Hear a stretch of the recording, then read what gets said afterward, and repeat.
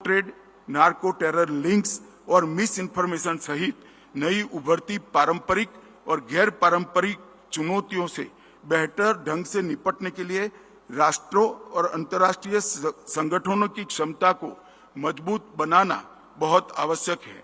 हमारी conventional security चुनौतियों में डायनामाइट से मेटावर्स और हवाला से क्रिप्टो करेंसी तक का परिवर्तन दुनिया के लिए निश्चित चिंता का विषय है और हम सभी को साथ मिलकर इसके खिलाफ साझी रणनीति तैयार करनी होगी।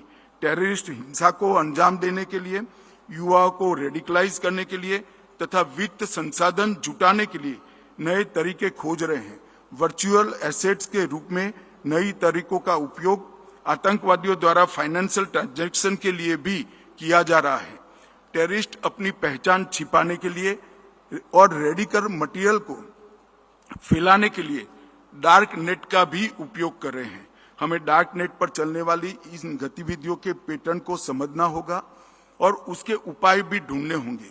वर्चुअल एसेट माध्यमों के उपयोग पर नकेल कसने के लिए एक मजबूत और कारगर ऑपरेशनल सिस्टम की दिशा में हमें एक साथ आकर सोचना होगा। मेटावर्स, जो कभी साइंस फिक्शन था, अब वास्तविक दुनिया में कदम रख चुका है।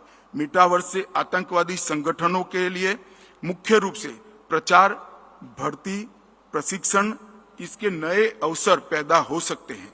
इससे टेररिस्ट ऑर्गेनाइजेशन के लिए कमजोर मानसिकता वाले लोगों का चयन करना और उन्हें लक्ष्य बनाना और उनकी कमजोरियों के अनुरूप मटेरियल तैयार करना बहुत आसान हो जाएगा। मेटावर्स यूजर की पहचान की सच्ची नकल करने के लिए अवसर भी पैदा करते हैं, जिसे डीप फेक कहते हैं। व्यक्तियों के बारे में बेहतर बायोमेट्रिक जानकारी का उपयोग करके अपराधी यूजर का रूप धरने और उनकी पहचान चुराने में सक्षम हो जाएंगे।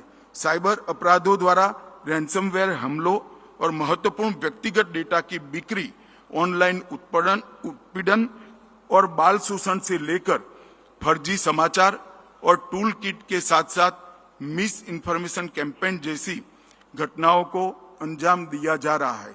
इसके साथ ही क्रिटिकल इंफॉर्मेशन और फाइनेंशियल सिस्टम को स्ट्रेटेजिक लक्ष्य बनाने की प्रवृत्ति भी बढ़ रही है।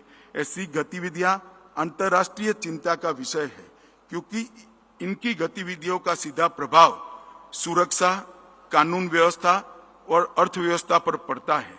ऐसे अपराधों को और अपराधियों को, दोनों को हमें रोकना है। अगर रोकना है तो कन्वेंशनल जियोग्राफिक बॉर्डर से ऊपर उठकर सोचना होगा और हमें इस दिशा में बहुत काम भी करने की जरूरत है।